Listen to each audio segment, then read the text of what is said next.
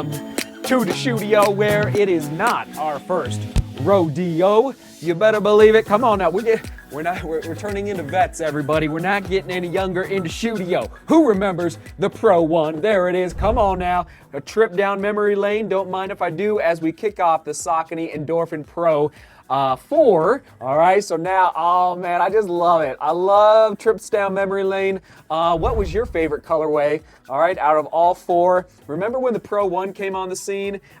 People were I was excited, but man, the shoe has evolved over the last 4 years. So anyway, so good. And actually, question of the day, what do you hope, not what will be, well, what do you hope, kind of forecasting into the future, what do you hope your go-to marathon racing shoe will be in 2024? All right, is it New Balance? Is it Adidas? Is it Hoka? Is it Nike? Is it Salomon? Is it any? I almost said Reebok. No, I don't think Reebok's coming out with a marathon. Maybe they are. Reebok, if you hear this, let me know if you're sending out shoes in 2024. So there is the drop of the actually, I believe it's the exact same drop.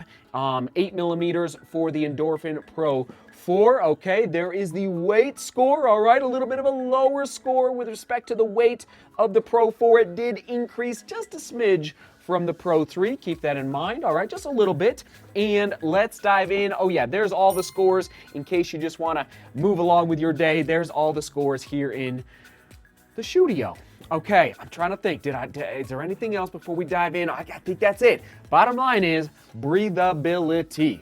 Good work, Saucony. I love the updates to the material and the engineered mesh, the approach they're taking. I think hot, humid marathons, you're going to better than the Pro 3 with respect to breathability. Lockdown, I'm going to say fine. Nothing epic, but fine. Like the lacing system, I know like over time they might evolve it, but it's getting the job done. The tongue is not gusseted. It's just one piece of material. It's connected to the outer walls of the upper, all right? So unlike the Pro 3 where the tongue was, I believe, semi-gusseted. Let me just, yeah, it was semi-gusseted. So people must have reported to Saucony last year, you know, your tongue is just kind of moving around a little bit. So they eliminated that factor and it's just one piece of material there. Now, on the heel counter, a little narrower there, all right? Can you see it? It's a little tough to see. The Pro 3 was a little more rounded through the heel counter versus the Pro 4. It's a little narrower. I did not feel any rubbing, but let me know in the comments. By the way, the shoe is available late February, okay? I believe the last day of February, close to it, so it will be available down below in the description when it goes live, but it's not available quite yet, just so you're aware, okay? So, upper, nothing, yeah, and again, I'm putting the scores in the racing category. This is a marathon racing shoe, half marathon road racing shoe. All right, so that's why the scores are maybe a little lower than you might be expecting. It's because it's going up against the other racing shoes in the category. On to that midsole, okay? It is a dual density, so it's the Power Run HG and Power Run PB. All right, it's dual foam, and what I love, they added a responsive sock liner. In fact, I tried to pull it out.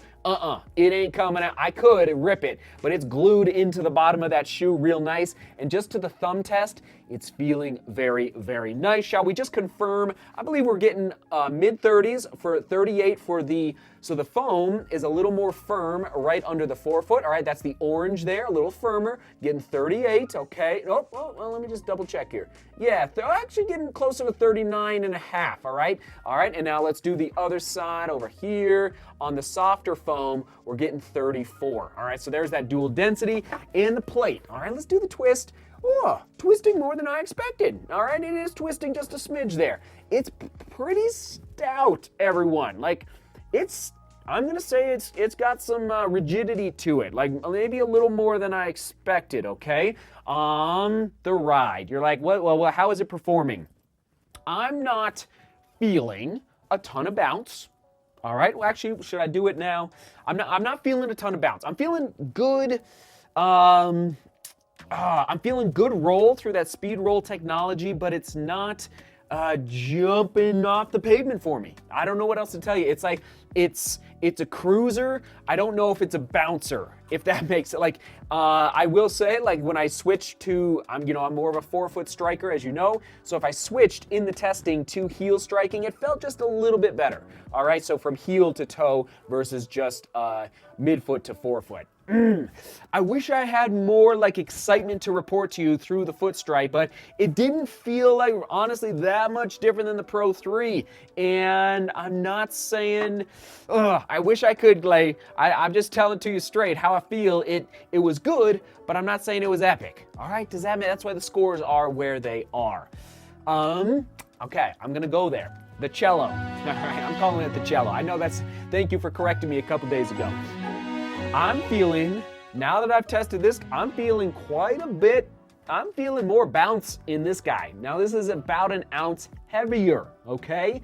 But this is the Hoka that we reviewed a couple days ago, and I'm feeling more bounce through the foot strike in this guy. I'm not saying it's faster, but I'm saying it's just bouncier compared to this guy, all right?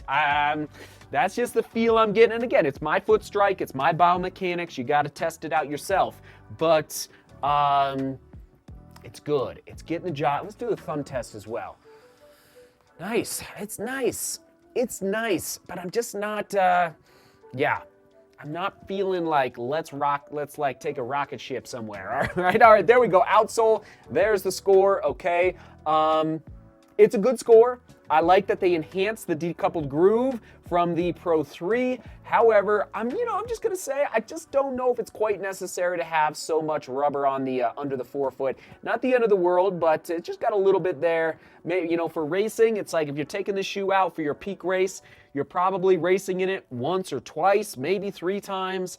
And I guess, maybe if you're in a rainy condition, you would want this amount of rubber. But for me, I think you could eliminate some, maybe a little more strategically placed there under the forefoot. Not the end of the world, not a deal breaker, but there you go. For the fit, comfort, I'm not looking for incredibly comfortable for a racing shoe. Like, I don't want it to hurt my feet, but versus a daily trainer or an easy day shoe where I am looking for a lot of comfort, but the comfort is fine. It's not, it's not epic, but it's fine.